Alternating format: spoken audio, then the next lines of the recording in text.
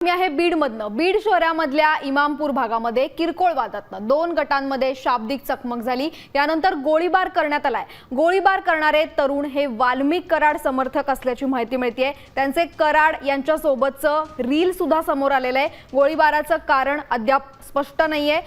वरिष्ठ पोलीस अधिकारी हे घटनास्थळी दाखल झालेत। या संदर्भात अधिक माहिती घेणार आहोत आमचे प्रतिनिधी योगेश काशीद यांच्याकडनं। योगेश, काय अधिकचे अपडेट्स आहेत? दोन गटांमध्ये तुफान राडा झालेला दिसतोय बीडमध्ये।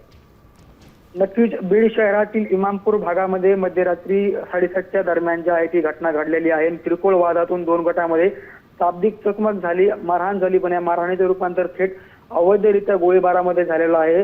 अवैधरित्या शस्त्र बाळगून गोळीबार केल्याची धक्कादायक प्रकार समोर आलेला आहे।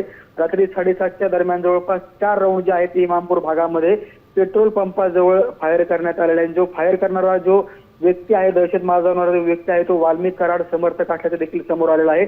त्याचे रील आणि फोटो वाल्मिक कराड सोबतचे समोर आलेला आहे। त्या घटनेमुळे आता दहशतीचं वातावरण बीड शहरामध्ये निर्माण झालं असून वरिष्ठ अधिकारी आणि त्याचबरोबर फॉरेन्सिक लॅबचं पथक देखील त्या ठिकाणी दाखल झालेलं आहे। योगेश, धन्यवाद तुम्ही दिलेल्या सविस्तर माहितीसाठी। तर बीडमध्ये तुफान हाणामारी झाली।